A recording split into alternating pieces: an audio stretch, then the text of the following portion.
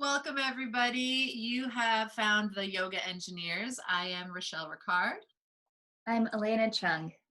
We come together every week or so to talk about yoga. We are yoga teachers, we are yoga students, we are practitioners. And we also have this, like, you might notice the skeleton in the background, hard to miss. That is our co-producer, Inky.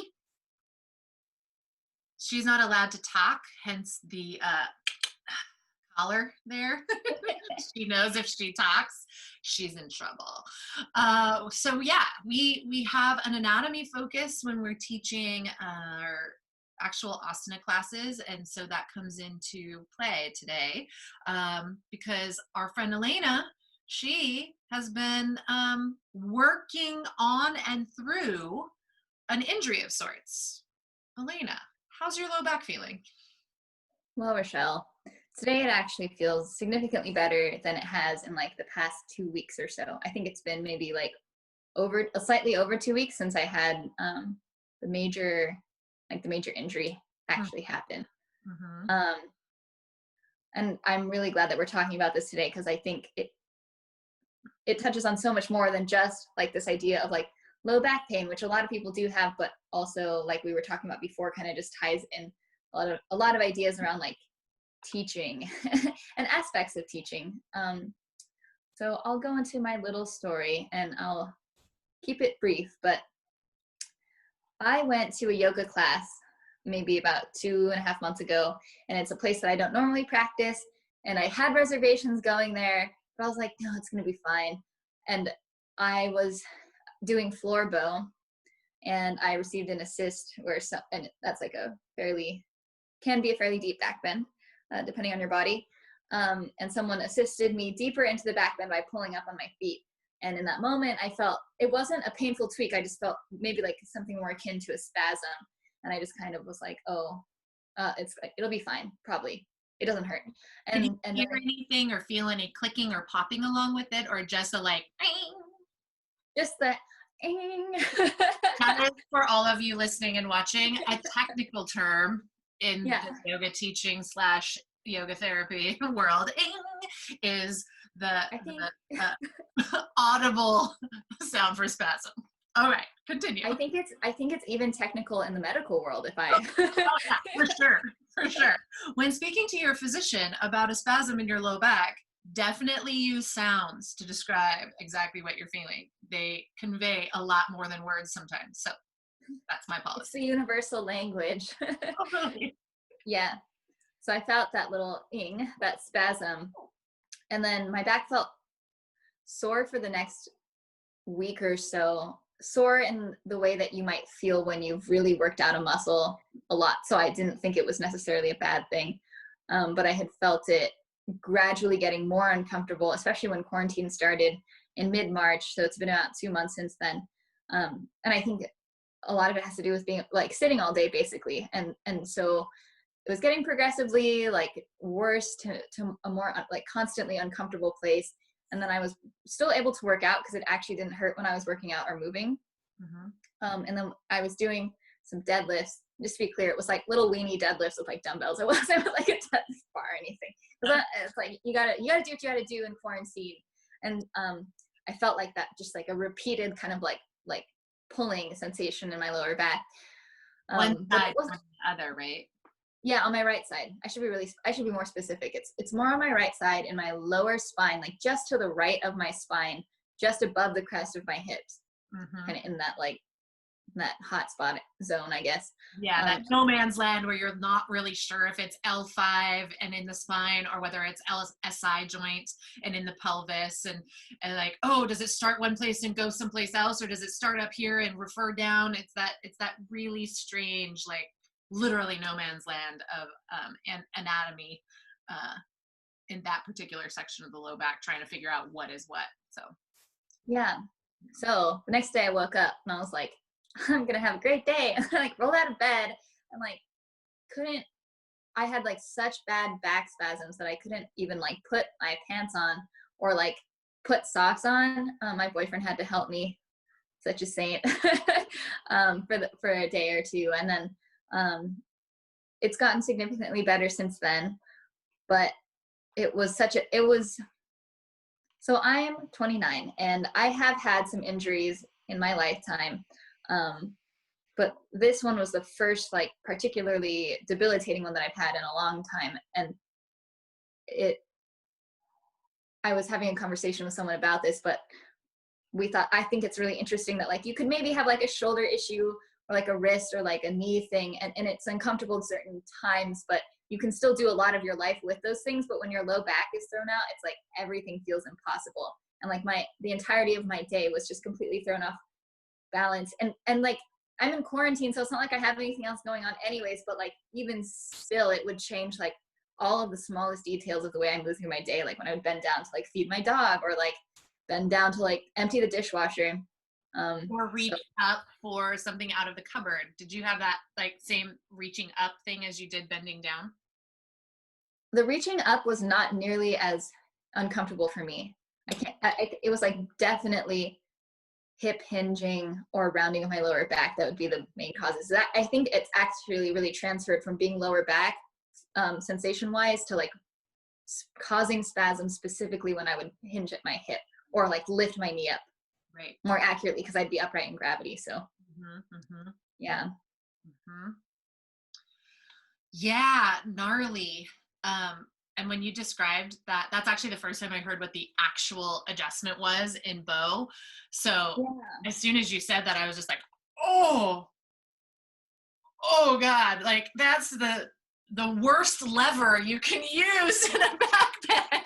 Right, especially because it's like so far away from the center, right? Yeah. So it's like the further out you go, the more leverage you're putting in on the system, the more likely you are potentially to like tweak something. Exactly. Oh gosh. Okay. Yeah. Well, we have a lot to say about that. We'll put a pin in it for a second and come back to it. But you are feeling better. Yeah. And I think that I feel significantly better based on some stuff that you and I had talked about. I had not even considered that it was a hip flexor thing on its own. I certainly thought it was more of like a muscle specifically like that you more commonly relate to your lower back, right? I was like, oh, maybe like my QL or my erectors or like my upper glutes or something like that. Or maybe just like there's something out of alignment with the spine itself. Hip flexor makes so much sense though. But so what I had been working on was doing a lot of self-massage and myofascial release through the front of my core. It's like into the diaphragm and into the psoas. I even use the pso-right. Oh, I have it out, so I'll show it to you later. And working really into the psoas core, using like the two like yoga like tune-up balls or myofascial release balls on my lower back, and then doing some very like slow articulated back bends. I think those were the things that were most helpful to me immediately. Yeah. So counter to what we think, right? When our low back hurts, most of us, the instinct is to round it back and stretch out the muscles of the low, or do side bends, right? Like you say, the QL, like that musculature that lives right here between the rib and the pelvis. And all of that probably is right affected and part of it. But if you come down to the actual anatomy of the spine, the curve should be forward, right? And so if the spine is injured, we want to bring it back to neutrality to heal it. Even though it seems like that is the mechanism of your injury, right? That you were already in extension, you were in a deep bow pose, and then the hip was extended further. It's still extension in the spine is neutral, right? Extension in the low spine, I should say, is neutral. So right. Passively offering it some support by laying on those tune-up balls or on a folded towel, and then just like being in kind of a supported rest state, right?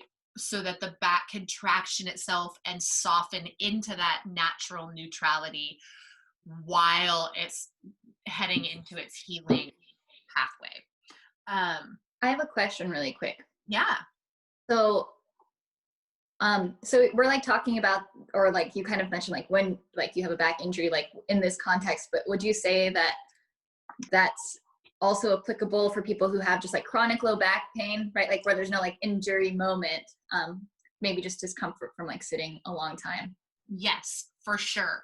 And as we go into springtime, you know, whether it's a spring cleaning situation that you like are all of a sudden like on the floor getting under your baseboards, that's one of the things I start to like get a little obsessive about. And then also gardening. I don't know about you, but I'm like, it only takes me about 10 minutes kneeling and reaching over with a rounded spine to be like, oh yeah, I am not 29. I'm 41. And it's it's so cliche to be like, oh yeah, my aching back.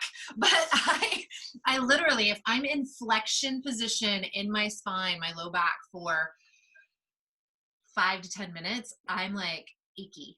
Like instantaneously. Like I'm that person that's like getting up going, okay, gotta make it normal. So anything you can do therapeutically, passively or actively, that helps get the low back into this like forward curvature, right? Which boggles the mind a little bit. We'll talk more specifically in a moment, but that's where it's happy. It might not always feel that way going into it, but once it's there and gets to settle, that is actually where it's going to be the most stable and eventually the most strong. So yes, even people with chronic stuff or subacute that gets aggravated for short amounts of time, right? Giving the lumbar spine a lordosis is what it's called, that forward curvature, is over time going to help it heal its injuries, strengthen it and stabilize, and then remain more healthy for the long run. Cool. Okay. So what I really am curious about, like to hear your opinion on around this is like, I think that one of the most common things that I hear in response to an answer like that, usually it's shortened, right? That I will give like, oh, your lumbar spine has lordosis. Like it's better to like keep it maybe living in that area more so than around your lower back. And I hear this a lot in the context of like spinal twists that focus on your lumbar spine. But what I'm getting to is this idea that people are like, oh, but it feels good. Or like my natural reaction is to round my lower back and to try to stretch it out. And I thought of this because you made that comment of like, oh, it might feel uncomfortable first, but once it gets to the happy place, it's going to feel better. But so I guess this also ties in with that principle of physiology, that sensation is not always the best barometer of safety. Exactly. So I kind of want to talk about why we like, I just want to hear your thoughts on that whole process that people might have of like, oh, but it feels good. Yeah. So my genuine response to people when they say that to me, because it's often in response to, oh, no, lengthening my low back, that's what feels better, or twisting into my low spine, like at the end of class, like, oh, that lumbar rotation, like it feels really good, that helps release it. My first inclination is to say, for how long, right? Yeah, it might make it feel better in the immediate now, but the reality is you're continuing to actually degrade those joint structures over time. And so, yeah, you might be stretching out a muscle that is shortened and spastic while you rotate, but in the long run, you're just destabilizing your spine and you're creating the environment in which it's more likely to re-injure, or just get more and more severe over time. My second response is typically, well, I hear heroin feels amazing. Right? Yeah. And like, I also then don't hear many people being like, oh no, that's what you should do because it feels great. Get that in there, right? It's just because it feels good in the moment doesn't necessarily make it the most effective treatment for the condition that ails you.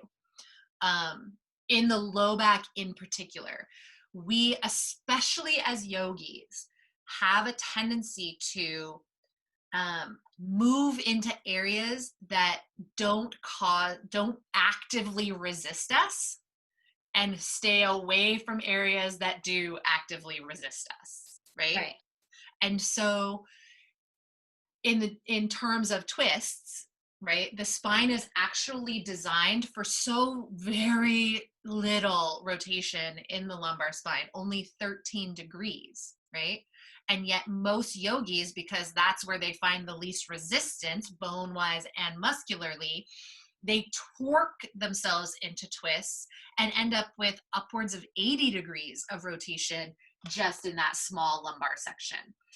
We are built for rotation in the thoracic spine, in that rib spine. And the ribs themselves do stabilize the spine so much that twisting or back bending in the thoracic spine, that heart spine, it takes way, way, way more effort than twisting in the low back. It's a fact. But from an engineering standpoint, we're not supposed to actually rotate in the low back. Again, 13 degrees of rotation is what is designed into this system. 35 degrees is designed into the thoracic spine, and 80 to 90 in the neck spine or cervical spine. So we should be using our heart spine to do our rotation, right? And then letting the head or the gaze continue that spiral while stabilizing the low back core to stay really essentially where it is and not rotate almost at all. Totally. It makes a lot of sense. I think where a lot of this also, and like maybe what I'm about to say is even taking a step further back, but it's like coming into this idea that, well, first of all, like the tucking of the pelvis under is like a huge piece, right? Yeah. And flattening out the lower back in a lot of different contexts in order to stabilize the spine, right? So I think I do want to talk about that. And then I also wanted to talk about, nope, I forgot it. Well, Okay. if I remember, I'll bring it back up again. It'll come back, undoubtedly. Okay, so the idea of tucking the tail, I think I mean, when you say going far back, like that goes way far back. Almost every teacher I had in the early 2000s talked about lengthening the tail toward the heels, dropping the tail, tucking the tail under, even using the tip of the tail to like lift up into the perineum, right? Like actually curling it up and inward, and flattening the low back, whether that was to eliminate the curve while you were standing, to decrease compression, or to press those low back bones into the ground when you were supine, like laying on the floor, right? That the idea of this curve being strong was completely off anyone's radar, okay? I have some theories about how that came about, and that is really that the male and female pelvis are totally different, right? And the people who really began the asana practice historically were men and boys, and their pelvis looks much more upright than the female pelvis, period. Like that's just a fact of our skeleton. And so when you bring an asana practice to the West in 1900, the people who are really coming to class are women, right? Not men. But the people who taught it had never really seen women's bodies in practice. And the bodies that were coming were not just female bodies, but they were female bodies who also, the fashion of the time was with a bustle, right? Like the derriere, the booty was literally overly emphasized. And that emphasis of gluteal mass, right, creates a visual distortion, a optical illusion that the curve of the spine actually is very sharp, right, and very deep. And we start to see this curve as being excess. And so when men who are used to looking at men's bodies that might have a subtle low back curve, but not this jutting out sacrum that the women have, with or without a bustle, right? The sacrum that some people is almost horizontal instead of vertical, that has the tailbone lifted up and out of the waist to make space really for a baby's head to come through and out, right? So they see this new thing and they're like, that's not normal.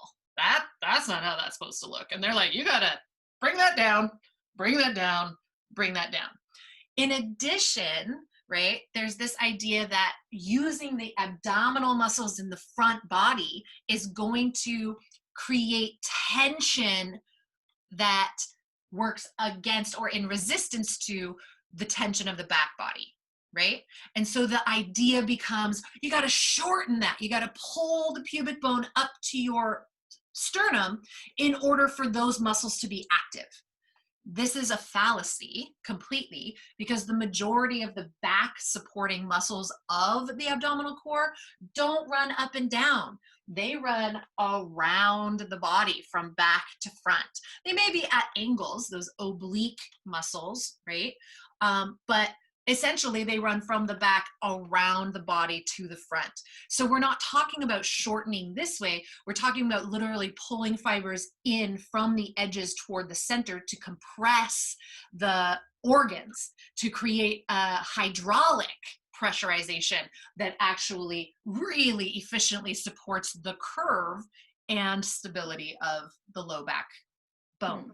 So there's this like kind of progressive, like, oh, that's not what I'm used to seeing, so I'm going to tell you this. And now that I tell you to do that, it makes sense that the core body is activated when you do that. But again, those six-pack muscles that we're used to seeing on the front body that would pull the pelvis and the ribs together, those aren't really effective in any functional way at stabilizing the spine for anything other than drop backs, camel pose, standing drop back, kapotasana, those kinds of like back bends that happen back and into gravity. Right. It's a really long way of saying we just got duped. Right. Like we just had good intentions, but just didn't understand the like structural anatomy well enough to understand what it was they were actually asking you to do. Right. And it's like taking a visual cue and like just assuming that that is like as deep as it goes and just like cueing off of that, right? And I think that speaks a lot to the current yoga climate. I don't mean current as in coronavirus yoga, but like general modern yoga, where Sure. most yoga is being taught in group classes. That I think the way that I sometimes think about it is that you have to teach, it can feel as if you have to teach the lowest common denominator, right? Which is often like some sort of visual thing, which may or may not be completely representative of what needs to get done. Like not everyone actually relates to this, but it's like how quickly, how efficient, how like is the most efficient way to get everyone to somewhat approximate a shape, right? Is like what I think most yoga teachers struggle with. And I guess, but I think maybe the low back thing is just an example of not doing our due diligence in our teacher trainings in the way that we teach anatomy. Totally concur. I mean, the curves of the spine are one of my, they're actually where I really got started in the nitty gritty of like building anatomy focused workshops. Like I had been teaching teacher trainings before that, but this was where I started to like really deep dive.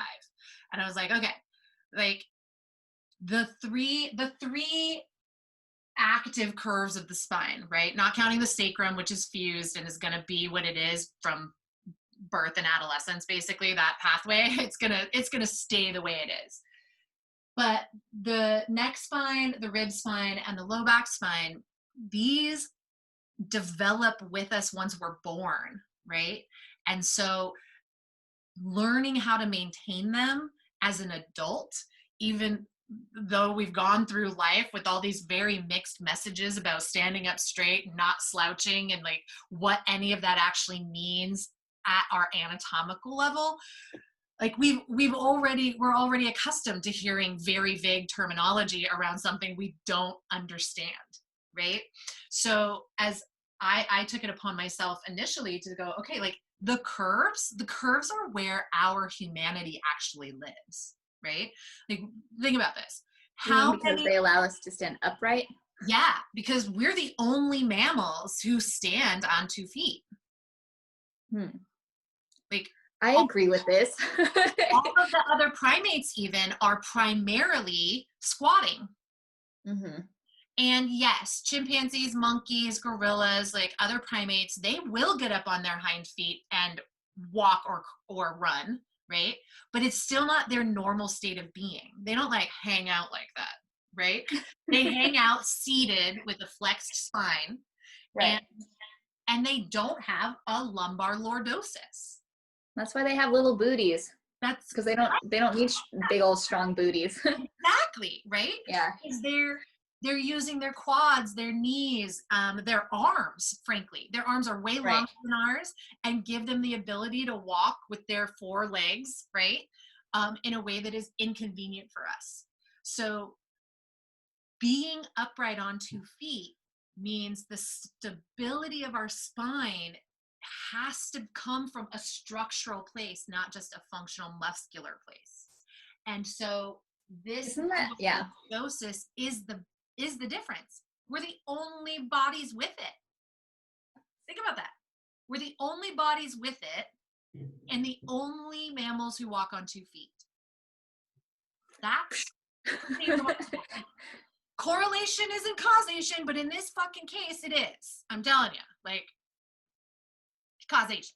So, form follows function. If we're going to be upright beings on 2 feet, we need that lumbar curve to be intact. Straight Totally. lines are always less stable than curves. Like you look at bridges, right? There's arches underneath or arches above or some combination of the two because they are there to support the straight line, right? The straight line alone falls. There's not enough tension. There's not enough of opposing counteractive forces to support a straight line, whether it's Right. across or vertical. So for the spine to be upright as we are, we need those curves to be both structural in the shape of our bones and then supported muscularly. If we go walking around with our tail tucked under us, with or without the pelvis in the wrong place, we no longer have the same amount of shock absorption. Our discs are taking a lot more force. We are then taking a lot more force onto our hips and our knees and our ankles. We're not distributing the force of gravity up the system in the most efficient way, right? We're just pounding. Mhm. We're pounding, Yeah. pounding, pounding. And since we are living far longer than our like cellular engineering of 30 to 35 years, like literally, that's what we're engineered for too. We've surpassed that because we've got better healthcare, we've got better nutrition, and we've got some level of better care of our physical body. Um, but genetically, after 35, we got to work harder to maintain. And so I think it could be argued after 25, we have to work harder to maintain, right? It's true. Um, totally, it just is. And so we have to, in my opinion, we have to start with that structural imperative that curve is necessary to our long-term health and stability as an upright human being. If we now put ourselves into yoga positions, right, where our body is leveraged, whether we're strong or not, we are leveraged in really extreme ways, right? And we don't maintain this curve in the low back and we don't support it muscularly from all sides, then we are asking for compression. We are asking for spasm. We are asking for tweaks and twinges and tears in our musculature and ligamentous body. We are definitely grinding on those discs and potentially herniating and then rupturing them. Um, and more. So that curve to me becomes the absolute beginning of our physical intelligence, um, on and off the mat. Mhm. So never again tuck the tail. Never again. Say no more. You sold me. Um, and something small I wanted to tack on to like what all of the beautiful stuff you've just said is like, I also think, so what is really interesting to me is like this whole conversation can be had based on simply the skeleton, where I think so much focus might incorrectly be put into studying the musculature, not because the musculature isn't important, but because like that information is not as potent without understanding the basic structure of the skeleton, right? Like you don't know what the function truly is in practice without looking at the framework on which they are working. But so like what I think is really interesting is like when I think about that for a lot of people in the context of a yoga practice and how a lot of people don't like back bends and stuff like that, and how it's a lot of it can potentially be uncomfortable. I'm curious to hear what you think about this, but my thought is if they're taught to always tuck their tailbone and then the one time they ever use extension is in a back bend, like of course it's going to suck because your muscles or your low back at least is put in this permanently like stretched, like taut, stretched and like spasmy or like locked long position, right, in the tucking under. So as soon as you ask them to work and do something for you in a back bend, like it wouldn't surprise me that all sorts of uncomfortableness or pain happens there because it's your back muscles maybe aren't even used to working in neutral. And absolutely, people Yeah. very often say, "Oh, I feel it," but when I do that, I feel it in my low back, and I'm like, "Yeah, that's you working.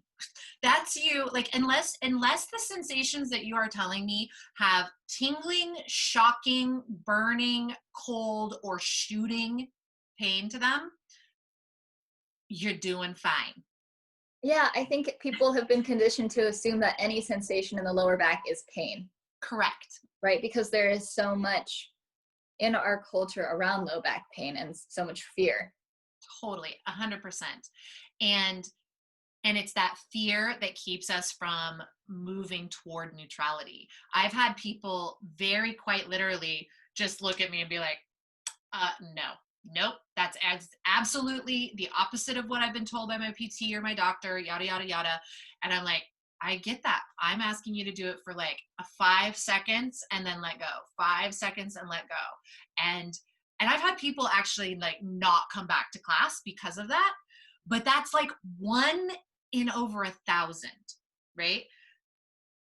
Really, the majority of the people who go past that fear, right, of sensation, not pain, not shooting, not things that are obviously nerve oriented, right, that slowly move into this neutralizing lumbar lordosis creating work, they leave with less back pain.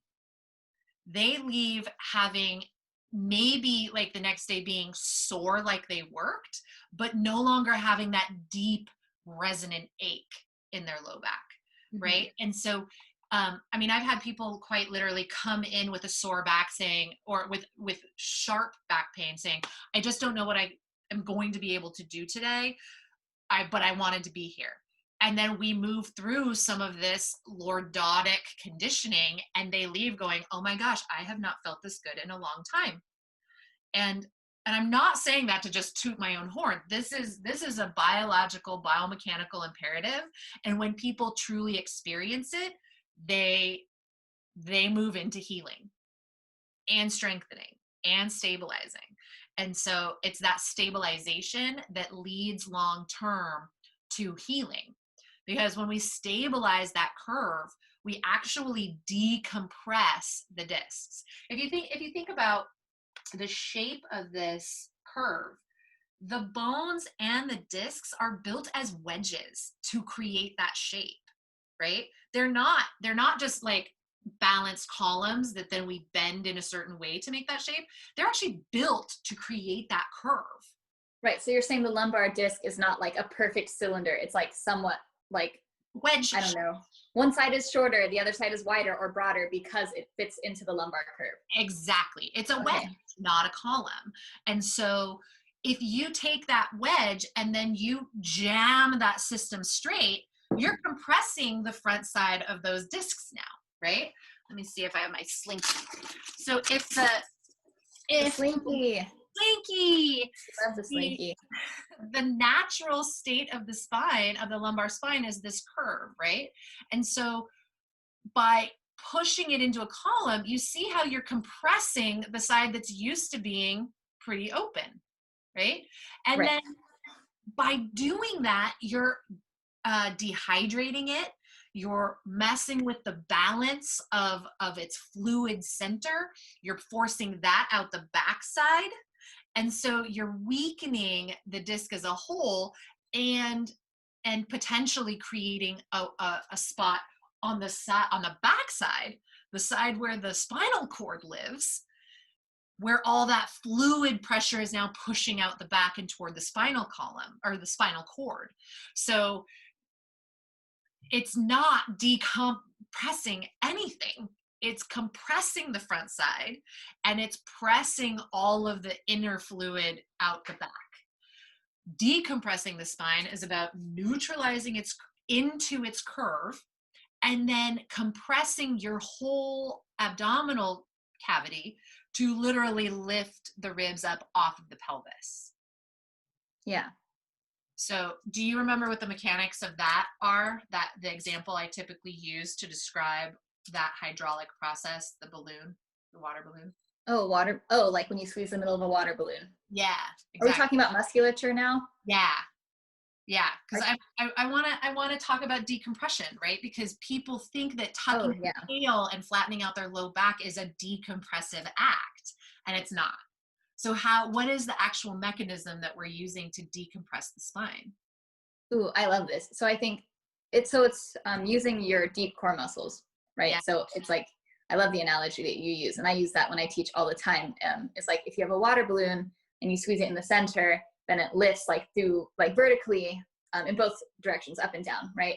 But like obviously we have a pelvic floor and something that prevents all our organs from just like falling out into the ground. So totally. With the pelvic floor working, hopefully it's working as it's supposed to. I'd love to talk about the pelvic floor one day. Anyways, so yes.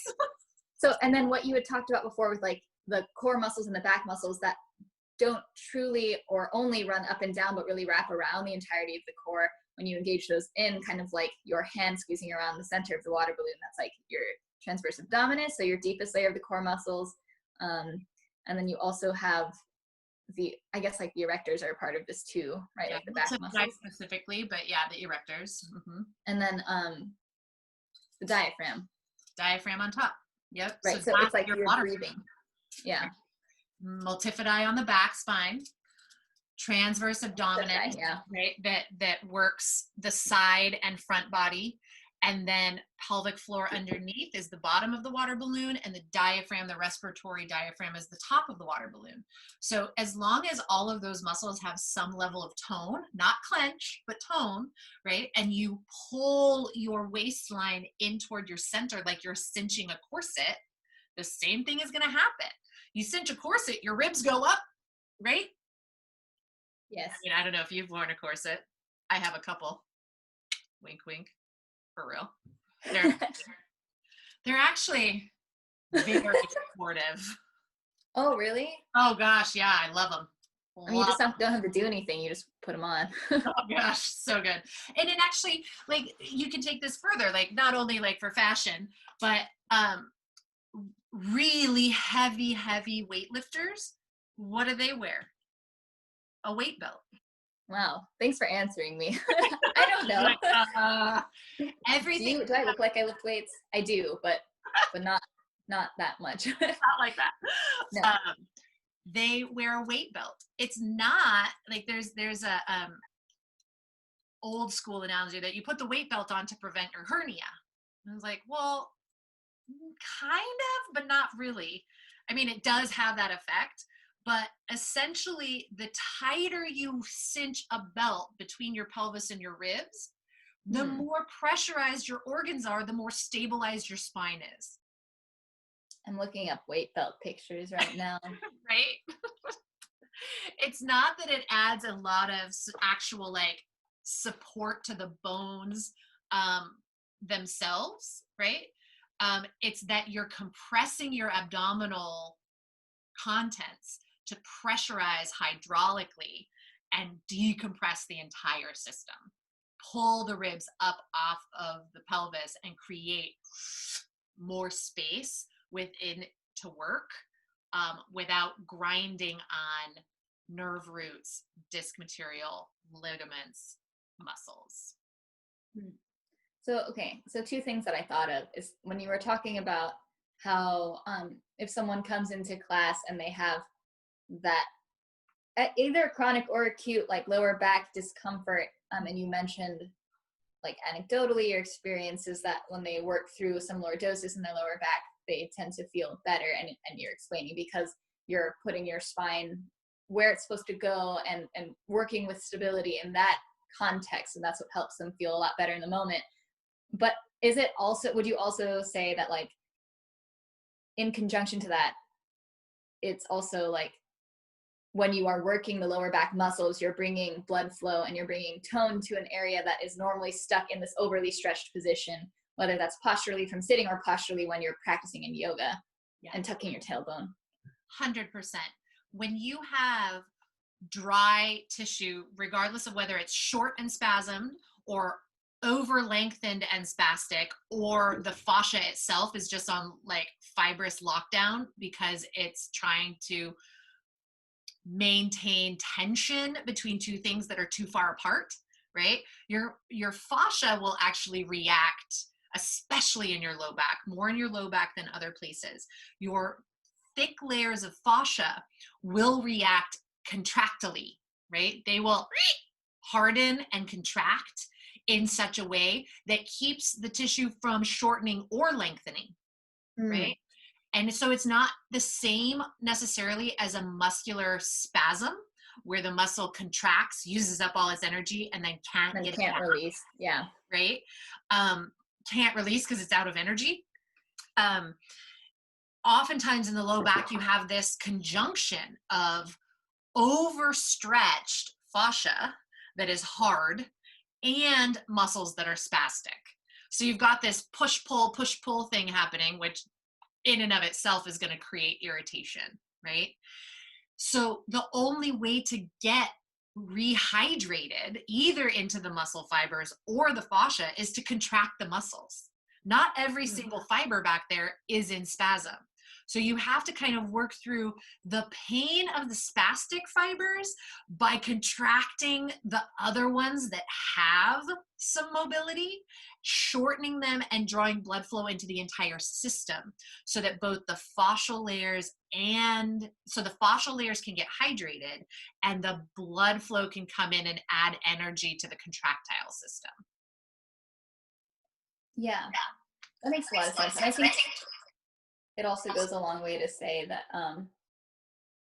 that like a little bit goes a long way in terms of these things, right? I think sometimes people think I have to work it, therefore I must do like 1,000,000 back bends to my deepest ability every single fucking day, or right? So a little bit goes a long way, and I really like to impress that upon my students too, because I think people just like to get carried away, or like if a little bit is good, then more must be better, right? But it's really about a little bit in a lot of different dimensions, right? And like really making sure that the movement is well-rounded, as opposed to really intense. Yeah, well, like one of the things that when we talked about your initial injury and we're bullet pointing what it was you had to like start with for the first 3 or 4 days, right? It was literally like, okay, be on all fours and try some very slow passive cat shape, right? Just let gravity do some of the work. Wait, you mean cow shape? Cow shape, sorry, yes, cow shape. Thank you. Cow shape, to let gravity do the work of creating that lumbar lordosis, right? Allowing the pelvis to just tip forward on the tops of the femurs and letting the weight of the ribs drop down a little. And yes, it's going to feel gross and compressive to an extent. You control it a little bit with your navel, right? And you modulate that movement, but you're not actively pulling the tail toward the ribs to create that, right? And so you slowly move into that shape until such time as the fascia has softened up a little bit. And now you can start contracting those muscles around the spasms and creating a new memory pattern, both in the brain and in the tissue, for like, oh, let's go back to the normal. Let's go back to this place that has this happy curve. One thing that we did gloss over a little bit, you mentioned it in your introduction, was that you were sitting a lot. Mm-hmm. Right? And what is the nature of most of us sitting? We're not Slouching. Yeah, exactly. We're not sitting up on our sitting bones with 90 degrees in our hip and our heart stacked over our pelvis. We're like letting that tail tuck under, and we're slinking back into the couch. And for people like you and me who have the mobility, we're also pulling our knees up to our chest. We're like in child's pose, essentially, right? Which is the fetal position, which is a full kyphotic curve from tail to neck, where our back spine moves back, or the back of our heart moves back, the head moves forward, and the tail tucks under. And then you have one solid rounded curve like a crescent moon, right? Instead of an S curve, which is our neutrality. So as soon as you sit down and pull your knees to your chest, boom, you're re-injuring that back channel by overstretching it. And then it gets very confused. And that's why I say, like, going out and gardening, I can only bend over into my flower bed for like 5 to 10 minutes before I have to come back and sit on my heels and do a little cow pose and just like, oh yeah, get back into it. Okay. And then be neutral for a while. And then I'll squat with my feet really wide and I'll try to stay as neutral as possible. And then pretty soon I'm like back on my knees and I'm reaching and then I'm coming back out and I'm doing my therapeutic cow pose. It's like, crikey, I'm only 41, but this is the reality. So I feel as though we have to start slow, as you said, and then we can add on more active stuff as you progress and heal. I actually, you had this injury from a back bend. I got a very similar injury moving from Texas. I was sitting in the front of a U-Haul for a week as we drove across the country back to Seattle. And when I wasn't driving, I was curled up with my book, or I had my feet on the dashboard, right? I had my feet underneath me and I was like, had my cat in my lap, or I was reading my book, and I was in like a flexed position in my low back for like a week. It was, and then we were sleeping in the car on the trailer like, at night. Oh my goodness. Which wasn't long enough, so I was curled up there too. So it was a disaster. By the time I got back to Seattle, my back was so screwy that like I couldn't stand up straight but put my head forward to put the towel in my hair after a shower. I couldn't. It was like too much weight for your lower back. Exactly. I couldn't let my head go back because my core was just gone. Like, washing my hair turned out to be the most torturous thing I'd ever done in my entire life. I was like, screw it. I'm just going to shave it off because this is. And the thing we have to remember, and I know you could speak to this too, is that it takes so much time to come out of something that got injured pretty quickly. Like, it can take 6 to 8 weeks of diligent rehab work before you feel anywhere near normal, right? Like, even now, you said it's like 2.5 months after the original injury. You've been working specifically on it for about 6 weeks. No, I didn't do anything for it until it got like actually terrible. Right. And so how many weeks have you been actually rehabbing? 2.5. Oh, that's it? Oh God, it felt longer than that. My time zone is like. It's only been 2.5 weeks since I got not 2 months. Oh, that's funny. Okay, so you've been rehabbing for 2.5 weeks, and even though you feel better, you just said before we started recording that you're like definitely not 100% yet. Oh, no, definitely not. Like, you can function, but you're not like freewheeling through your apartment you still have to be really mindful of how you move. Yes. I can't wait till the day I can go back to freewheeling through my apartment. But yeah, I do have to be, I'm definitely not lifting any weights. I can do a yoga practice. I can teach again, which is really nice. I'm super, super mindful of like the way that I'm moving when I'm teaching, and I'm like very gingerly moving through forward folds and stuff like that. Okay. Yeah, so that's where I'm at with that. Oh, sorry, putting my dog down. Do it. Okay. Okay,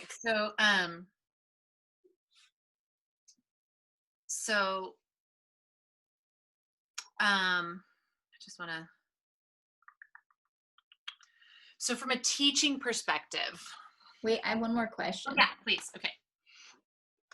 / thought. So I think I know a fair number of people. So I know most people are stuck in more of a kyphotic curve, or that little tuck under their pelvis. But I do know, especially from being in the yoga community, and for the people who might be listening who are potentially yoga teachers and potentially female, that there is a good number of people in that demographic who would say that they are specifically hyperlordotic in their lower back.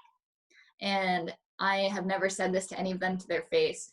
Not that there's like a million of them. I just remember specific instances, and it's like sometimes it just doesn't feel like the moment to like have that discussion or tell them that they're wrong, right? Like, yeah, totally. Not even that I think that they're wrong, but it's like it requires just much longer of a discussion because I don't know their life story. Right. But I tend to think, when I have seen people who say I'm hyperlordotic, when I look at their posture, their lower back curve doesn't actually look like it's beyond neutral. To me, what it actually looks like is happening is that their lower ribs are shearing forward. Yeah. And therefore it accentuates the curvature of the spine. Yeah. But then they do this thing where they keep their ribs forward and they tuck their pelvis under to, again, approximate a visual shape, right. But it doesn't do anything functionally. Yeah. And that's what I've experienced, but I don't know if you have a different take. No, that is virtually 100% of my experience, that somebody somewhere has told them that they have too much lumbar curve, hyperlordosis, right? Somebody, whether it's a doctor, a yoga teacher, or a PT, someone has looked at their body and said, that's too much curve. Typically, one of two things is happening, and sometimes both. That is, yes, there's a, some people refer to as a rib shear, where you literally have the front ribs just like boop, the flare, right? Yeah. That popping forward and up.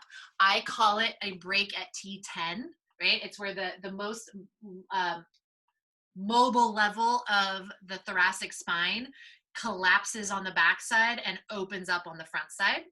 Mm-hmm. And either way, that makes the low back curve appear both longer and more accentuated. Right.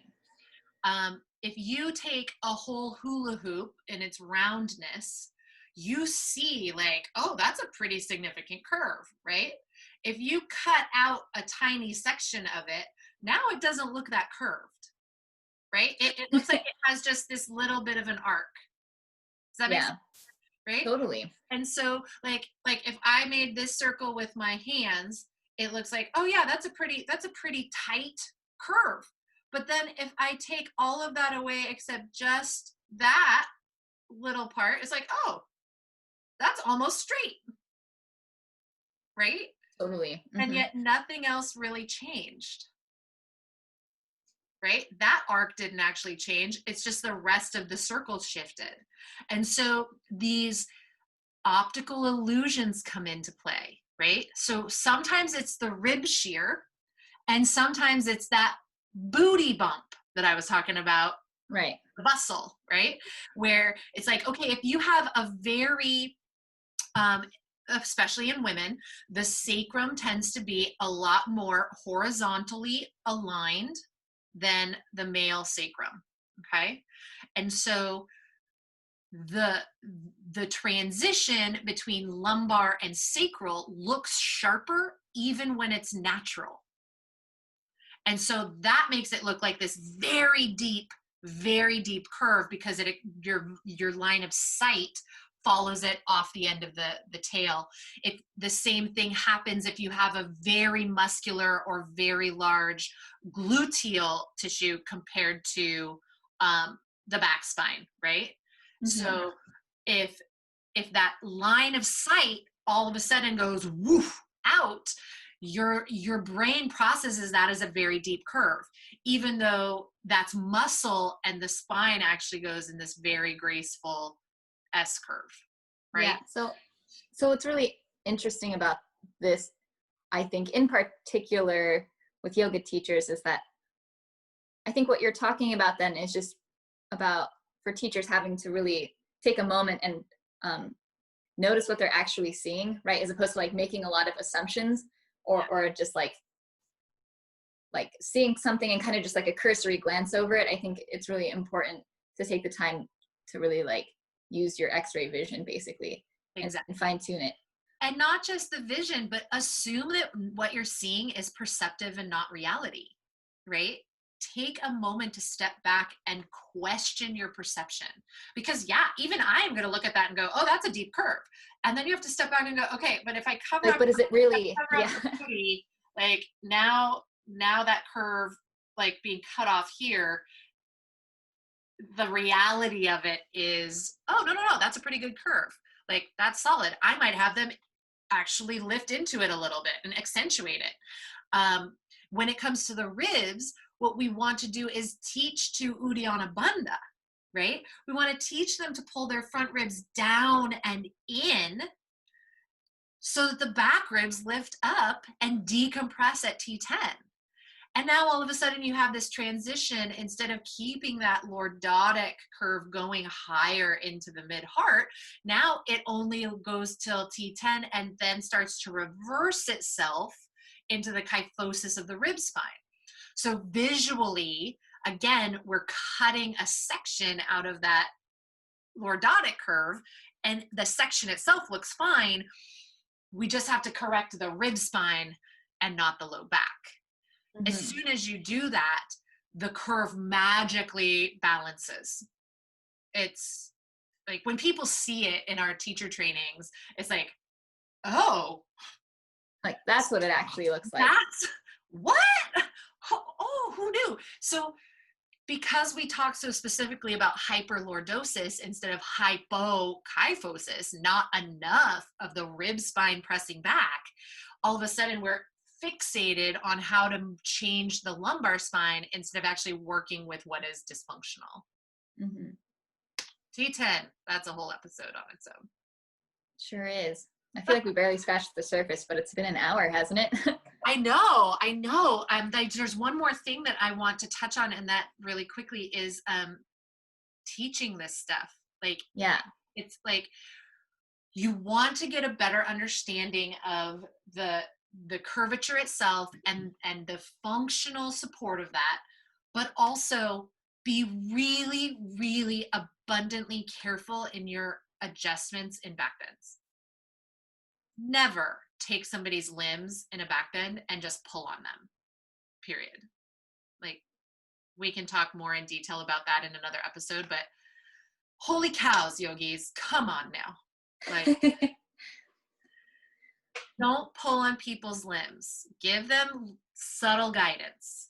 Yes, huge piece. And use your words first. Make them activate their muscles, and don't go cranking on limbs. That's 100% the easiest way to hurt a student. So you heard it here first, everybody. Totally. Thanks, Inky. You did such good work. She's like, I can't say anything. I'm silent type. He's actually always this quiet. Well, that's sweet. Yeah, it is. It is. Thanks, you guys, for listening. I know we've been, we really went down the rabbit hole and talked today. Hope that it was informative. If you have any questions, be sure to leave some comments for us through our comment form at yogaengineer.com. If you feel compelled to make donations, since this is a in the gift kind of service that we're providing. Obviously, we entertain the heck out of ourselves, but if you want to support the cause and our efforts to buy better lighting, that would be amazing. And you can do that at Venmo handle at Richelle